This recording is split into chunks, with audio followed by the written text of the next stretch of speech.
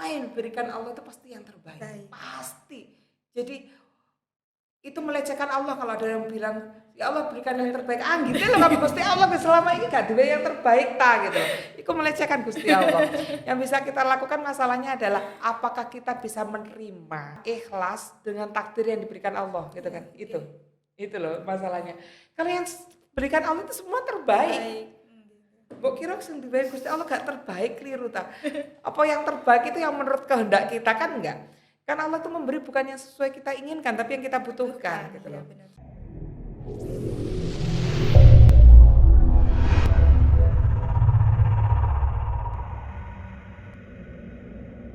Assalamualaikum warahmatullahi wabarakatuh. Salam sejahtera untuk kita semua. Semoga kita selalu dalam lindungan Allah Subhanahu wa taala. Amin ya robbal alamin.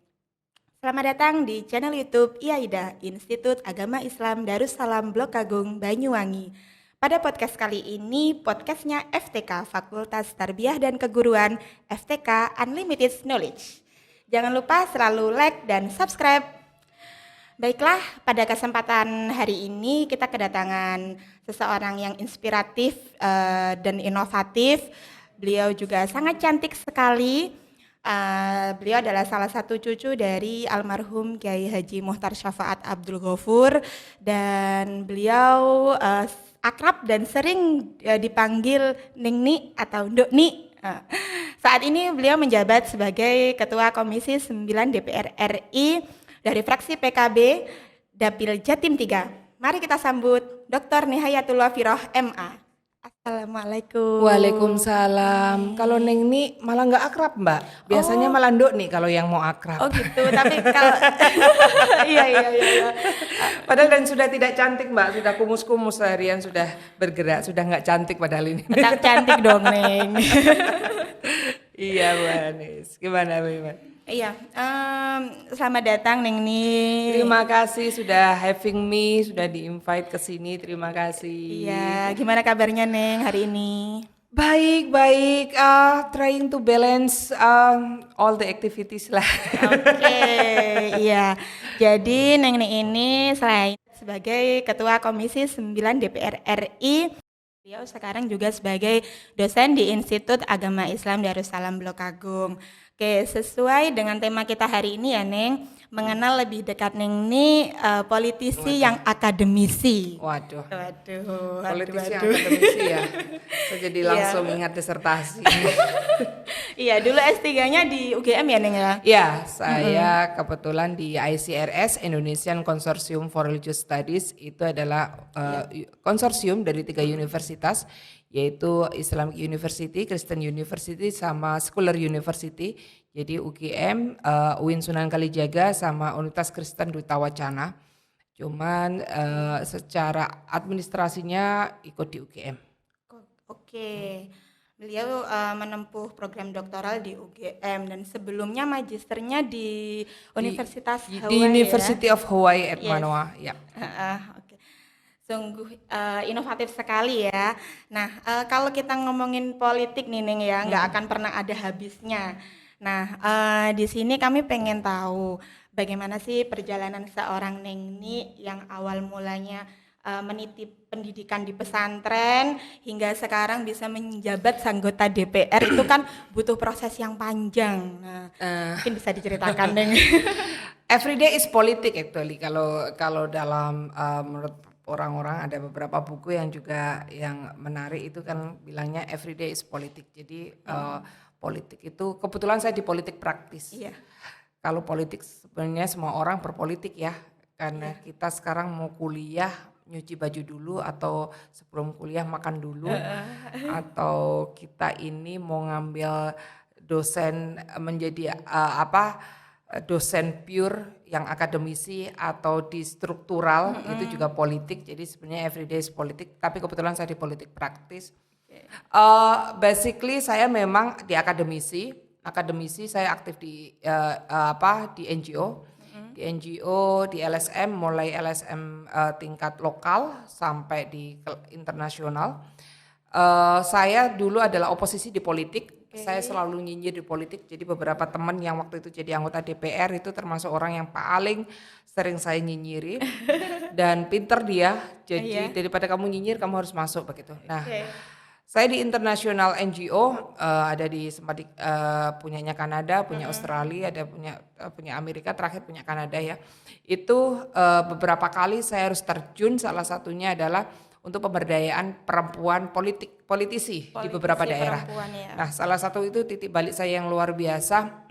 Jadi beberapa kali saya ditawari untuk menjadi politisi. Jadi ketika lulus S1 2004 saya sudah ditawarin untuk di politik, tapi saya tidak mau. Saya waktu itu semua orang bilang, pasti kamu kalau masuk politik pasti jadi kok. Dengan background keluarga besar dan sebagainya. Kan saya jawabnya kan, saya ini nggak bisa memilih. Saya lahir dari ibu saya siapa, abah saya siapa, mbah saya siapa, saya tidak pernah bisa memilih. Tapi next questionnya, jadi kalau ada tanya, oh siapa nih itu Loviroh kalau maju di politik? Oh itu adalah cucunya Mbak Syafaat, putranya ini, bapaknya namanya ini, oke. Next questionnya adalah apa yang sudah dilakukan. Nah itu karena saya belum bisa menjawab next questionnya itu, jadi saya selalu menolak untuk di politik. 2008 menjelang pemilu 2009 waktu itu saya masih di Hawaii. Kalau orang Hawaii bukan Hawaii ya, Hawaii biasanya bilang. Hawaii di University of Hawaii at Manoa. Saya langsung ditelepon beberapa partai direct, langsung ditelepon di dormitory saya di Amerika, 3 partai meminta saya untuk maju di politik di calon legislatif di tingkat DPRD Kabupaten Banyuwangi. Lagi-lagi saya menolak. Karena alasan saya, next questionnya itu yang saya nggak bisa jawab. Apa yang sudah saya lakukan? Karena saya belum melakukan apapun. Karena bagi saya di politik bukan hanya persoalan nama besar, tapi persoalan apa yang sudah saya lakukan gitu loh. Kalau nama besar keluarga dan sebagainya, saya nggak bisa memilih. Saya lahir dari siapa dan itu saya nggak bisa memilih. Itu given. Tapi privilege itu kan harus diikuti dengan kualitas diri gitu loh. Saya nggak bisa memilih privilege yang saya dapatkan, tapi saya harus bisa memilih saya mau menjadi berkualitas atau tidak. Lulus 2009 saya mulai diaktif di beberapa NGO lah. Salah satunya saya itu harus waktu itu jadi konsultan di NGO di internasional, bukan punya Kanada, punya Australia waktu itu, punya Amerika, USAID. Dan waktu itu saya harus melakukan wawancara dengan beberapa anggota DPRD provinsi dan kabupaten di 6 provinsi dan beberapa puluh kabupaten dan anggota perempuan. Dan waktu itu saya baru sadar bahwa tidak ada satu orang pun anggota perempuan, anggota DPRD perempuan dari kabupaten maupun provinsi yang saya wawancarai saat itu yang melek akan teknologi. Jadi mereka tidak tahu, tidak paham teknologi sama sekali. Bahkan ada anggota DPRD di daerah NTB sana, umurnya saat saya wawancari baru umur 27 tahun, dia jadi anggota DPRD baru umur 24 tahun. Ketika saya tanya, Mbak di komisi apa? Saya di komisi penganggaran, tapi ngobrol dengan saya itu wajahnya tidak eyes to eyes ya, enggak mata bertemu mata. Dia dingklu dan sebagainya. Waktu itu saya berpikir, ini ngobrol dengan saya yang bukan siapa-siapa aja malu. Gimana dia harus dealing dengan banyak persoalan yang dengan koleganya gitu loh. Nah, akhirnya terus dia malu, dia begini. Saya kebetulan partai dia saat itu adalah partai yang pemenang pemilu, harus memenuhi 25%, bapaknya jadi pimpinan partai di tingkat kabupaten, jadi dia otomatis ikut, dia perempuan. Beberapa juga seperti itu, bahkan ada mantan istrinya gubernur, saat itu istrinya gubernur. Waktu saya tanya, kalau program dari NGO ini dilakukan, kira-kira apa yang ingin minta dari program ini? Dia bilangnya, saya ingin program ini mendekatkan saya dengan konstituen. Logika saya tidak jalan, karena orang itu dipilih itu karena kedekatan dengan konstituen. Tapi kok ini mencari program yang membuat dia dekat dengan konstituen, ya lama-lama kan akhirnya berpikir bahwa ya karena dia istrinya gubernur, istrinya bupati yang mungkin dia bisa plot bahwa saya butuh suara sekian begitu. Jadi akhirnya saya berpikir memang politik itu just like sandwich. Saya bilangnya wong blog aku ngomong sandwich. Jadi saya bilangnya kayak sandwich. Sandwich itu tidak akan bisa dikatakan sandwich kalau bawahnya tidak ada roti, atasnya tidak ada roti. Jadi sekencang terus tengahnya ada slide-nya ya, ada dagingnya, ada sayurnya, ada timun, bla bla bla sayurnya gitu. Nah, Kalau di bawah melakukan pemberdayaan yang luar biasa. Saya selama ini punya pengalaman pemberdayaan di masyarakat, mulai dari tingkat desa di Karangdoro, bikin fataya dan sebagainya gitu ya. Tapi kalau di atasnya yang pengambil kebijakannya ini orang yang tidak paham tentang persoalan di masyarakat, ini akan tidak bisa jadi klok, tidak akan bisa jadi sandwich. Jadi memang mau tidak mau harus ada orang yang masuk di politik. Yes. Benar. Nah itu yang membikin salah satu reason saya, walaupun setelah memutuskan itu nggak tidur 2 bulan karena stres luar biasa gitu.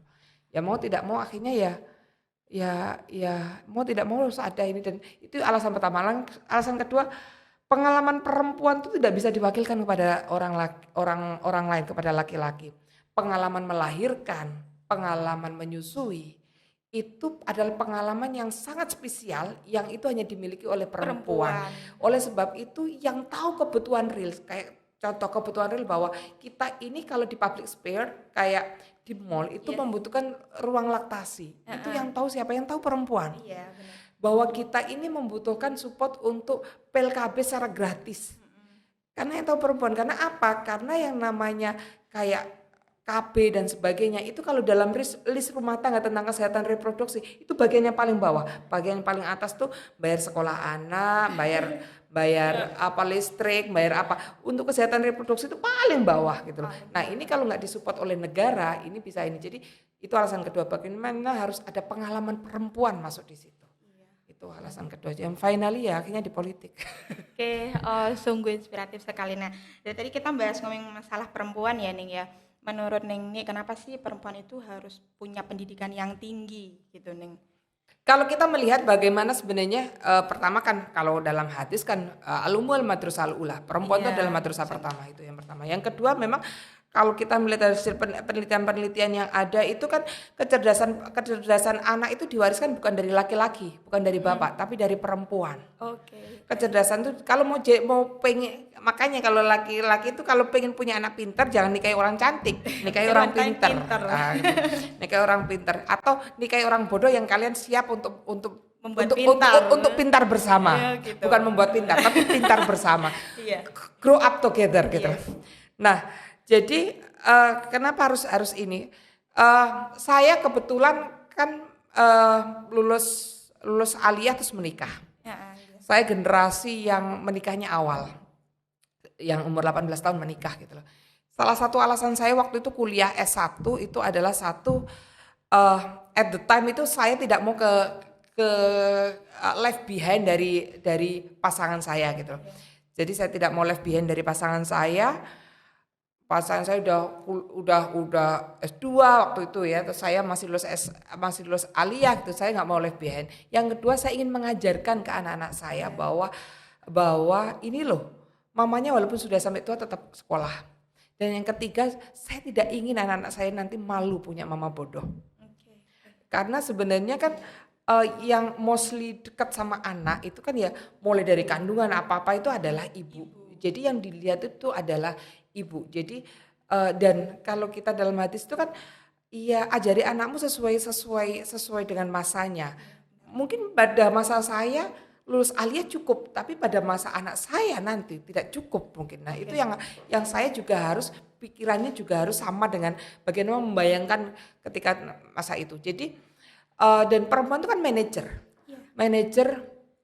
manager for everything. Kita tuh detail banget ya, detail untuk hal-hal yang ini, dan kita itu multitasking, totally multitasking. Okay, kita itu bisa sedang ngerjakan paper sambil makan, sambil nyebokin bayi bisa gitu. Kita totally multitasking gitu loh.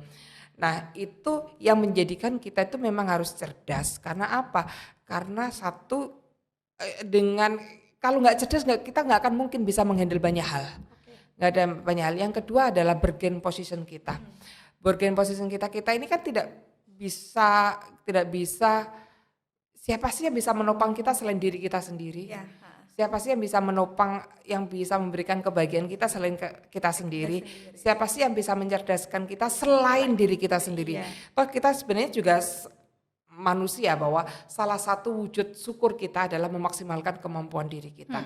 Jadi kalau orang bilang ngapain sibuk-sibuk sekolah, saya selalu jawab biasanya dengan sok religiusnya, saya biasanya jawab, saya hanya mensyukuri nikmat yang dikasih Allah. Saya punya otak, saya punya kesempatan, kenapa nggak dilakukan gitu. Jadi Iya, iya. untuk memaksimalkan apa yang diberikan Allah aja buat kita. Oke, yang tadi sekelas tentang kenapa sih perempuan itu harus punya pendidikan tinggi, yaitu tadi karena sebenarnya perempuan itu mampu gitu menyelesaikan semua hal kadang dalam satu waktu kita mampu gitu ya, Kita multitasking. gitu. Nah, selanjutnya yaitu apa sih capaian atau prestasi seorang Ningni ini sampai saat ini yang bisa menjadi teladan khususnya bagi santriwati yang ada di Enggak pondok? ada. Enggak ada. Oh, enggak ada. Enggak ada. Gimana kalau Karena- diada-adain dulu? Karena bagi saya capaian itu kan sesuatu yang final. Oke. Capaian itu yang final, yang dalam artian itu the top of top gitu loh. Dan selama kita hidup tidak ada yang the top of the top. Pasti kita want to get something more gitu kan. Kayaknya dulu oke lah. Sehabis saya waktu dulu bayangin sehabis S1, waktu S1 itu hamil anak kedua gitu. S1 lah enough lah gitu loh. Iya. Habis itu S2 bagaimana nangis-nangis, kuliah di luar negeri sendiri, harus bla bla bla, Harus berjuang sendiri gitu. Like kalau saya bilang sampai berdarah bleeding kayak gitu, tapi ternyata sekolah itu bagi saya kan ada sisi kafeinnya. Iya. Ada kafeinnya, ada sisi adiktifnya, membuat saya adiktif gitu. Menjadi saya kecanduan, akhirnya tetap S3 gitu. Tapi kira S3 selesai, setelah S3 itu kayak disorientasi. What's next ini? Ngapain lagi ini? Ngapain ini? Nah, jadi bagi saya kalau capaian itu sesuatu yang sudah final kan. Kalau kata Steve Jobs itu Oke. life is like dot ya, kayak Iya. titik-titik ini. Ini titik-titiknya nanti akan nyambung kemana nih? Nah, sambungan hidup ini kan kita taunya ketika sudah final our life ya. Ketika sudah kita selesai dengan kehidupan, kita baru tahu seseorang ini hidupnya ini gambar dari dot-dot tadi itu akan berbentuk seperti apa gitu loh. Nah, jadi menurut saya sih yang saya syukuri satu sih dalam hidup saya bahwa saya ini dilahirkan dan berada dari keluarga yang keluarga yang pembelajar, yang mau belajar. Jadi banyak orang yang punya privilege sama dengan saya tapi tidak mau belajar. Banyak orang yang menjadi DPR tapi ya juga mencukupkan diri menjadi DPR tapi tidak mau belajar. Jadi ya enough, ya udah saya dapat suara, saya duduk di kursi, ya sudah saya dapat gaji, udah enough, tidak mau develop dirinya sendiri, tidak mau mengembangkan dirinya sendiri. Jadi saya sangat bersyukur bahwa saya ini menjadi orang yang pembelajar. Pembelajar dalam artian ya saya mau belajar sesuatu. Jadi kalau ada sesuatu yang baru itu mau belajar dan itu sangat saya syukuri. Cuman satu sisi itu juga menjadikan saya sering overthinking, tidak menikmati hidup dan sebagainya, yang sampai kata suami saya kadang-kadang you have to post your life gitu. Kadang-kadang harus di post life you to enjoy yourself karena nggak semuanya yang bisa kamu handle semuanya, tidak semuanya juga kamu harus pelajari, tidak semuanya juga kamu harus overthinking gitu. Karena hidup itu pilihan ya. To be happy or not. Oke, kalau dari perbincangan ini, nah saya pengen tahu nih siapa sih sosok inspiratif seorang Ningni ini atau yang selama ini yang menjadi motivator terbesar dalam hidup Ningni? Diri saya sendiri lah. Oh, subhanallah. ya enggak. Yang bukan kelihatan sombong ya, tapi maksud saya Enggak ada sombong di sini. enggak. Yang bisa memaksa diri kita itu ya diri kita sendiri. Contoh santri itu walaupun dibangunkan sama kiai, sama keamanan, sampai keamanan katakanlah pakai tongkat ngebukin sampai tongkatnya patah, kalau dia nggak mau bangun nggak bakal bangun. Gitu ya Ning. Jadi dia mau bangun, mau mengikuti peraturan itu sebenarnya dari dirinya sendiri. Yang bisa memaksa diri kita itu ya hanya diri kita sendiri. Yang maksa diri kita mau jadi pembelajar, mau jadi orang happy, mau jadi orang sukses itu yang bisa memaksa siapa? Ya nggak ada siapa-siapa, diri kita sendiri. Yang lain adalah hanya faktor eksternal. Kecuali kalau pertanyaannya siapa faktor eksternal yang benar? Kalau siapa yang paling berjasa, ya diri saya sendiri. Orang kita diberikan Allah banyak kemampuan kok, banyak kemampuan memanage diri, kemampuan akal, kemampuan apapun. Ya jadi kita itu yang bisa maksa diri kita sendiri, yang bisa menghandle kalau kita sedang marah. Kita nggak bisa menghandle sesuatu yang dari luar kan. Apapun yang terjadi dari luar, orang mau benci sama kita nggak bisa menghandle. Yang bisa kita handle, yang bisa kita kontrol dari diri kita sendiri. Bagaimana reaksi kita untuk menanggapi orang yang sedang marah ke kita, bagaimana reaksi kita orang sedang memuji kita, kan yang bisa menghandle diri kita sendiri. Begitu juga bagaimana kita memaksa diri kita untuk menjadi orang sukses atau tidak, itu adalah diri kita sendiri. Itu faktor internal. Kalau faktor eksternal, saya pikir saya selalu doa orang tua dan doa guru itu yang paling tidak bisa saya bohongi. Saya tidak bisa sombong bahwa saya akan bisa jadi seperti ini kalau tanpa doa orang tua dan tanpa doa guru. Tanpa doa guru dan tanpa orang tua. Makanya kalau kata alumni saya tuh di pesantren kan nggak lulus ya. Saya ditabak beras tuh orang yang tidak lulus. Harusnya sampai 6 tahun, saya 4 tahun nikah. Jadi kalau kata orang, kamu kok nikah muda sih, problem orang cantik gitu. Terus kalau dulu saya jawabnya gitu, kalau sekarang saya jawabnya problem orang goblok gitu. Nikah muda dengan kondisi nggak prepare gitu. Nah, jadi kalau banyak alumni kadang-kadang tanya gini, lah kamu kenapa sih nggak sowan? Lah aku lo sowan itu nggak punya teman, begini gitu. Terus iya, lah kamu itu mau sowan itu nyari teman, mau sowan ke teman atau sowan ke Bunyai? Walaupun Bunyai lupa dengan dirimu, nggak bakal akan Bunyai akan menyuruh kamu pulang. Aku lali sampe ki sopo mulia gak bakal gitu. Pasti akan diterima satu. Iya, benar. Terus tapi kan ini itu kan kita selemah-lemahnya sowan itu kan dengan mengirim Fatihah ke guru setiap habis sholat. Oh iya, itu selemah-lemahnya. Tapi kenapa saya selalu berusaha untuk sowan ke guru-guru saya? Karena saya berpikir siapa tahu kalau saya sering sowan store muka ke beliau, siapa tahu ketika beliau sedang berdoa, sedang sholat malam, sedang sholat atau apapun, tiba-tiba karena saya sering sowan kan berkelebat tuh wajah saya. Kalau yang berkelebat wajah saya, walaupun ya tiba-tiba kan itu kan bisa menjadi saya berada di doa beliau, ya berkahnya di situ gitu loh. Jadi saya satu sisi itu yang saya bilang, kalau ada teman-teman saya, kalau di antara geng-geng saya di pesantren itu saya termasuk orang yang paling cerewet urusan sowan, karena sering kadang-kadang tak datangi mulai dari Surabaya, Mojokerto tuh tak ambilin satu-satu teman-teman, tak ajak ke Jombang gitu. Karena ya mau sombong apa lagi sih kita itu nggak bisa apa-apa gitu loh.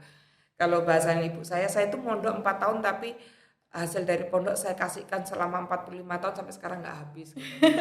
Dari 4 tahun. Nah itu karena ketika kita mengamalkan ilmu, ya berarti sebenarnya itu kaitannya juga kita belajar. Menambah ilmu. Jadi dulu di pondok punya geng ya, Ning ya? Oh iya, sampai sekarang gengnya juga ada. Masih aktif ya di grup? Namanya geng saya Tikungan Tajam. Waduh, hati-hati ditikung ya. Mulai hibah yang tidak jelas, kasih fatwa nggak jelas. Paling enggak geng itu saya bisa muntah apapun di situ. Saya tidak perlu jaim, tidak perlu ini. Sehingga saya kalau marah dan sebagainya tidak perlu di medsos. Saya perlu hanya muntah di geng itu. Dan mereka menerima. Bisa have fun ya, Neng ya, di situ. Oke. Tadi berbicara tentang pengalaman ini selama di pesantren. Nah, harapannya Neng nih untuk para kaum para santriwati, kemudian para kaum perempuan dan pemuda yang sekarang ini sedang mengenyam pendidikan di pesantren untuk bisa menjadi lebih akademisi lagi dan berpikiran politik, itu apa Neng? Oh, kalau saya nggak usah berpikiran politik ya. Kalau berpikiran itu natural aja. Tapi sebenarnya kalau memang santri sekarang tuh berbeda ya dengan santri dulu. Santri milenial. Dan persoalannya adalah malah saya bukan di santrinya, saya di pesantrennya, dan kita ini yang mengelola pesantren ini. Apakah kita siap atau tidak memfasilitasi mereka? Karena mau tidak mau bukan kita mengekang mereka, tapi bagaimana kita memfasilitasi mereka sehingga kemampuan mereka berkembang dan sesuai dengan kebutuhan yang ada.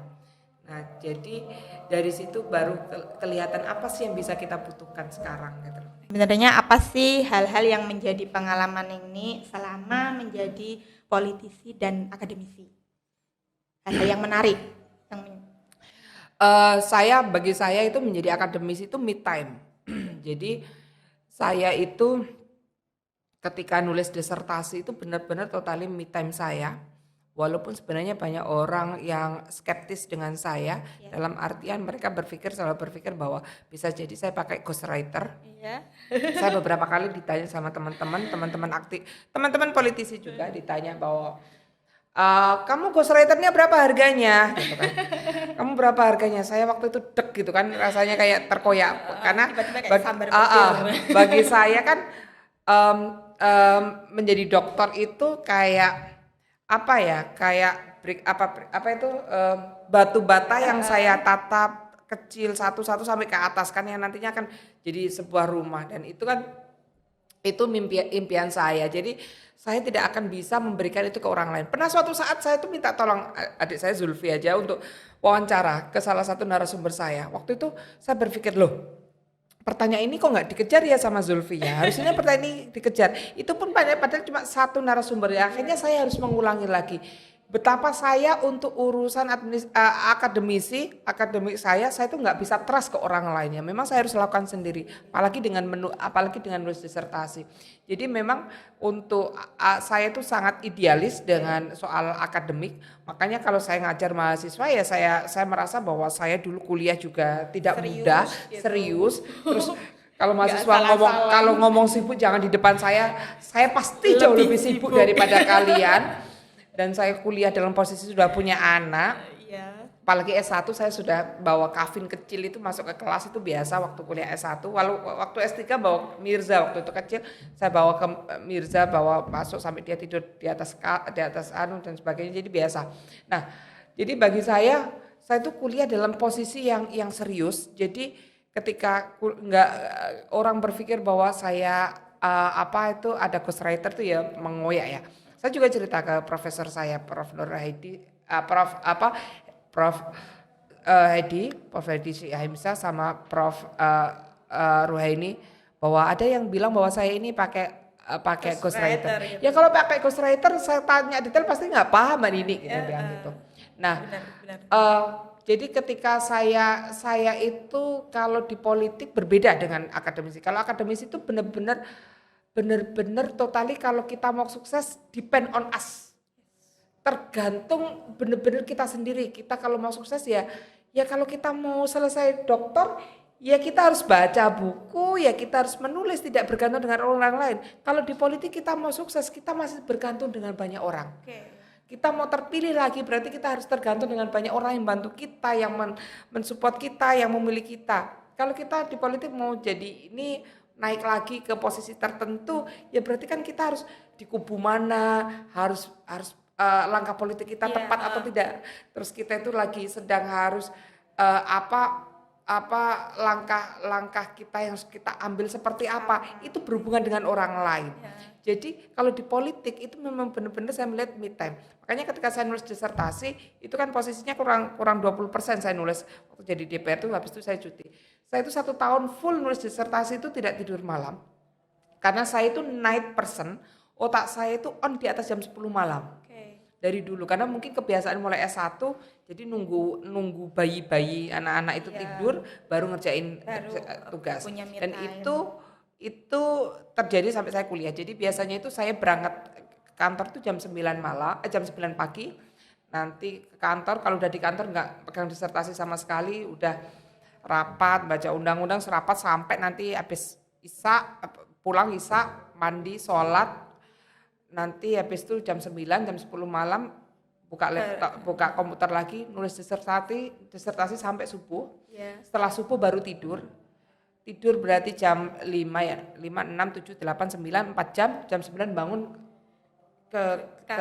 ke kantor lagi. Itu saya lakukan selama full 1 tahun. Itu saya lakukan selama full 1 tahun. Jadi orang-orang, dan saya waktu itu memang izin ke Pak Muhaimin saya tidak ngambil kunjungan ke luar negeri sama sekali 1 tahun, dan saya tidak mengambil aktivitas di partai sama sekali. Saya full nulis disertasi. Jadi bagi saya itu adalah dunia yang berbeda. Tapi salah satu sisi karena saya dari orang pembelajar, akhirnya ketika masuk di DPR pun yang saya bawa salah satunya pembelajar itu. Saya ini backgroundnya tafsir hadis, S1 Iya, saya, S2, S3 saya lebih fokus ke antropologi ya. Lebih fokus, tapi topiknya mulai S1, S2, S3 sama kan, Women and Religion. Tiba-tiba jadi DPR dimasukkan Komisi 9 ngomongin soal kesehatan, ketenagakerjaan, kependudukan. Saya harus belajar soal kesehatan lagi, bla bla bla macam-macam. Tapi yang saya syukuri karena saya orang pembelajar, saya bisa follow itu. 3 tahun di Komisi 9 saya dipindah ke Komisi 2, saya jadi wakil pimpinan yang itu soal kepemerintahan, KPU, Bawaslu, Menteri Dalam Negeri,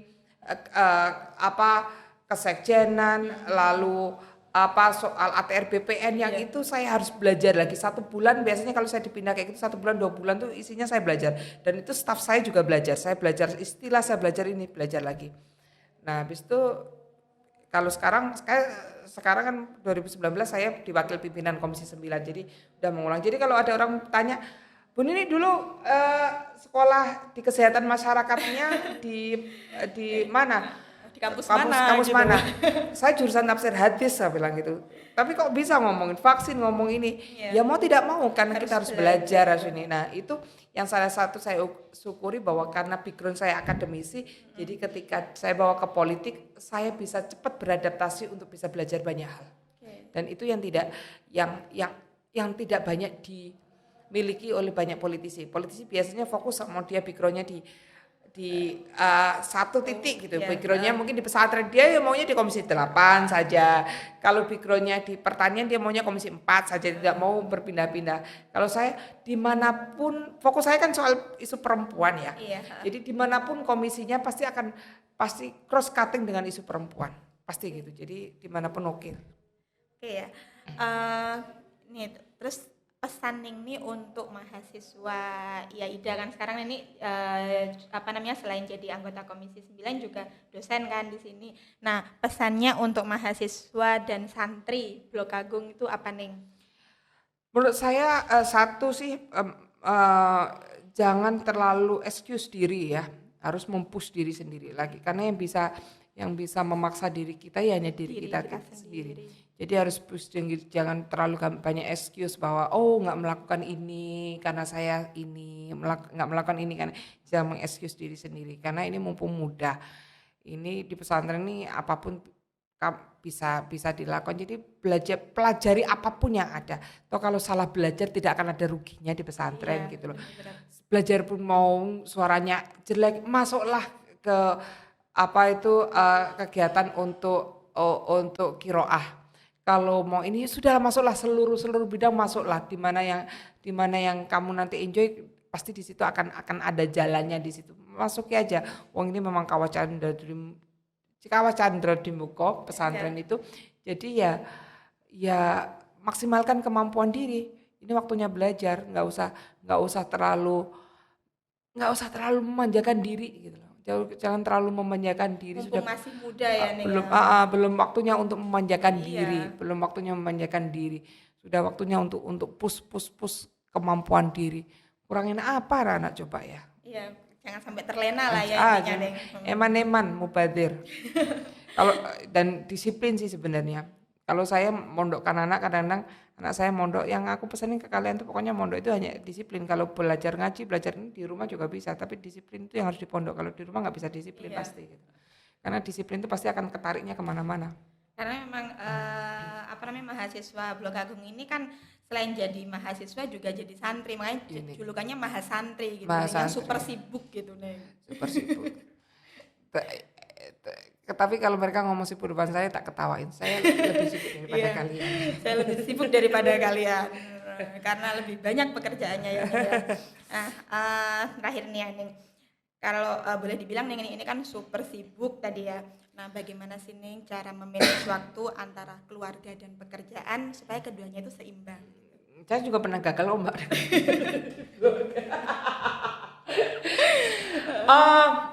Apa ya? Tips dan trik lah Neng. Saya kebetulan yang sangat saya syukuri itu salah satu the good thing nikah muda itu ketika anak-anak udah gede ya. Ketika anak-anak udah gede, jadi ketika saya sudah sibuk di DPR tuh anak-anak kondisinya kan sudah besar. Cuman saya terus terang saya kehilangan banyak waktu ketika mereka kecil. saya. Kalau Anda lihat lihat film apa itu Susah Sinyal, itu ada percakapan yang menohok di hati. Itu waktu itu bilang gini, mama itu sibuk sibuk karir dan sibuk sibuk mencari jati diri sehingga mama lupa kalau kamu tumbuh menjadi besar. Tinggal tahu-tahu kali kamu sudah besar, dan itu yang saya rasakan juga. Saya banyak menghabiskan waktu ketika anak-anak saya kecil, saya banyak menghabiskan waktu untuk sekolah, untuk akselerasi diri saya sendiri sehingga anak-anak udah tumbuh besar gitu loh. Jadi itu yang tidak boleh dilakukan. Jadi kalau saya untuk keluarga saya, I am not good example. Saya bukan contoh yang baik. Saya bukan contoh figur yang baik untuk dijadikan contoh. Yang bisa saya lakukan sebenarnya sekarang ke anak-anak, bagaimana memang menjadikan saya itu ke anak-anak itu lebih ke teman ya, lebih ke teman dalam artian memang mungkin cara mendidik anak sekarang dengan dulu kan berbeda. Kalau dulu fokusnya ditakuti, kalau saya lebih pada teman, walaupun itu kan juga kadang-kadang nggak mempan juga gitu loh, karena pasti ada gap yang ada gitu. Jadi saya masih berusaha untuk manage itu, karena manage banyak hal dalam keluarga, new life itu masih banyak hal yang harus saya manage di keluarga dengan new experience. Tapi sekarang sih lebih pada posisi yang saya dengan anak-anak itu lebih pada posisi yang we enjoy our life aja lah. Kalau ada kesempatan bareng ya kita nikmati waktu, kalau enggak ya kita lebih intens komunikasi, enjoy life, kita berusaha untuk bercerita, lebih banyak bercerita. Ya kalau saya sendiri sih sebenarnya sekarang saya sudah lebih tidak memaksa diri saya orang yang sangat perfect, overthinking tinggi. Saya sangat overthinking dan itu melelahkan karena di mata saya tidak, akhirnya saya terlalu prepare everythingnya. Jadi itu sangat melelahkan dan saya terlalu all out. Akhirnya pada posisi yang pernah suatu saat saya membaca sesuatu yang itu all out saya terutama di pekerjaannya, sehingga membuat saya tertampar. Waktu itu ada kata-kata gini, saya baca di meme apa ya waktu itu, kita melakukan perpisahan dengan direktur baru di grup WhatsApp, kita saling mengucapkan selamat tinggal, minta maaf dan sebagainya. Habis itu direktur itu keluar dari grup WhatsApp karena dia sudah dipecat atau sudah retired gitu, sudah pensiun. Jarak kurang dari 5 menit direktur pengganti nomornya sudah dimasukkan. Jadi dalam pekerjaan kita ini, kalau kita pergi, kita nggak ada, pasti sudah ada pengganti. Lah ini, jadi di pekerjaan itu kita tidak akan selama-lamanya. Yang akan selama-lamanya kita akan dengan keluarga. Jadi please spend more time with your family gitu. Pesannya seperti itu. Dan itu yang menjadikan saya, banyak orang yang staff saya sekarang udah agak longgar. Dulu Mbak Mi ini kalau ditelepon dari DPR atau dari PKB gitu, dari fraksi gitu di Jakarta, kalau lagi di sini balik. Pernah suatu saat saya datang landing, ditelepon, balik lagi langsung gitu. Itu hal yang sangat biasa. Kalau sekarang saya lihat dulu rapatnya penting banget atau enggak, rapatnya bisa ini rapat atau bisa saya delegasikan. Saya sekarang tidak terlalu menceburkan diri, walaupun sesembunyi-sembunyinya saya tetap saja dipanggil gitu loh, tetap dipanggil rapat ya gitu, tetap dipanggil gitu. Tapi saya sudah tidak memaksa dulu. Kalaupun ada apa-apa, ini pasti saya larinya juga ke keluarga kok. Jadi sekarang saya lebih more spending time dengan family, dengan pasangan, lebih enjoy. Dulu tuh saya itu kan di samping melaksanakan traveling plus tugas DPR banyak traveling. Dulu itu kalau pergi kemana-mana, contoh ke Makassar gitu ya, berangkat pagi sore pulang gitu, nggak ada yang namanya ngopi-ngopi dulu ngopi dulu ketemu temen gitu. apa gitu. Terus sekarang sudah nggak terlalu seperti itu. Sekarang kalau ada waktu yang bisa extend 2 hari, yuk kemana nih ya, sekarang ngajak anak, ngajak pasangan kemana kita bisa ini ke Toraja, kemana yang belum pernah ke Toraja ya pokoknya trying to enjoy life lah. Apalagi sih udah tua ngapain gitu. Lama-lama pada posisi begini Mbak Anis. Apa tuh sing arep diuber gitu. Apa sing arep diuber gitu. Apa sing arep diuber gitu. Wong sekarang itu mau apa lagi toh sekarang juga mau berdoanya sudah berbeda. Kalau dulu berdoanya ya Allah berikan yang terbaik, sekarang enggak. Karena sekarang sudah pada posisi pada semua yang diberikan Allah itu pasti yang terbaik. Pasti. Jadi itu melecehkan Allah kalau ada yang bilang ya Allah berikan yang terbaik gitu loh kan Gusti Allah selama ini gak duwe yang terbaik gitu loh. Itu melecehkan Gusti Allah. Yang bisa kita lakukan masalahnya adalah apakah kita bisa menerima dan bersyukur. Menerima ikhlas dengan takdir yang diberikan Allah gitu kan. Itu loh masalahnya. Kalau yang berikan Allah itu semua terbaik. Mbok kira sing diwehi Gusti Allah gak terbaik keliru ta. Apa yang terbaik itu yang menurut kehendak kita kan enggak. Karena Allah tuh memberi bukan yang sesuai kita inginkan tapi yang kita butuhkan gitu loh. Jadi akhirnya sekarang berdoanya ya Allah berikan yang terbaik enggak. Ya Allah berikan saya kekuatan, keikhlasan, ketawakalan dalam menerima semua takdirnya Gusti Allah. Karena semua takdir Gusti Allah itu mesti yang terbaik. Amin. Jadi semakin tua, enggak tahu ya. Sindrom setelah sudah masuk umur 40 kayaknya gitu. Karena kapan itu saya juga siapa ya cerita. Aku tuh kok sekarang gini, terus aku bilang itu sindrom umur 40. Loh masa saya, iya aku dulu juga mau 40 sudah berpikirnya seperti itu. Ketawa. Siapa ya kemarin teman saya ngomong kayak gitu. Dan itu totali bener-bener dirasakan. Sekarang ngapain opo sing tak kejar iki opo? Arep ngobrol gak ketok terus opo maneh gitu loh. Ya, ada fasenya sendiri ya Neng ya sekarang. Fase. Nanti kalau udah fase setelah 40 fase menopause itu juga akan beda lagi pemikirannya. Ya. Itu makanya kalau udah sekarang ngapain? Ya sekarang mikirnya nyiapin anak bukan anak bisa sekolah, bisa ini, setelah itu malah mikirnya nggak apa-apa sih pokoknya pengen enjoy life lah, nggak berpikir neko-neko siapa, nggak punya neko apa. Jadi kalau keinginan politik pengen ini enggak, saya itu orang yang tidak pernah punya keinginan politik.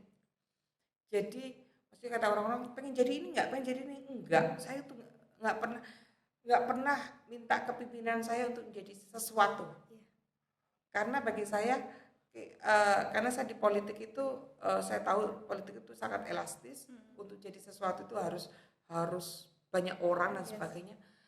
Ya akhirnya pada posisi yang karena saya pernah waktu jadi DPR pertama itu kayak orang stres 3 atau 4 bulan saya itu di underdog ya, nggak bisa tidur, stres karena antara idealisme saya sebagai aktivis terus terbentur dengan kepentingan politik dan sebagainya. Akhirnya saya berpikir ya politik ini vehikel, kendaraan yang untuk berjuang di masyarakat. Karena ya akhirnya sadar bahwa sekali ketokan palu saya ketika rapat itu mempengaruhi seluruh Indonesia. Contoh kayak gitu. Itu menjadikan kuat. Akhirnya ya memang harus strict di samping persoalan politik yang ada, strict bahwa perjuangan ke masyarakat itu seperti itu. Oke, terima kasih Neng nih untuk semua pengalaman yang sudah diberikan dan di-sharing di sini. Nah, mohon Neng bisa memberikan closing statement pada podcast FTK kali ini, Neng. Oke, saya selalu memberikan ini ke banyak orang. Jadi saya selalu pesan jangan pernah berhenti bermimpi karena hari tidak selamanya malam. Bisa jadi malam ini kita bisa bermimpi, besok hari mimpi itu jadi kenyataan. Wow, super inspiratif sekali Neng nih. Terima kasih. Ini perlu loh ya ditiru. Motivasi untuk kita semua, apalagi untuk kaum perempuan terutama. Karena Nenek ini salah satu aktivis perempuan ya Neng sampai sekarang. Mungkin cukup sekian ya Neng ya podcast pada siang hari ini. Terima kasih banyak. Terima kasih sama-sama. Terus semangat ya Neng ya. Karena family is everything. Family is everything.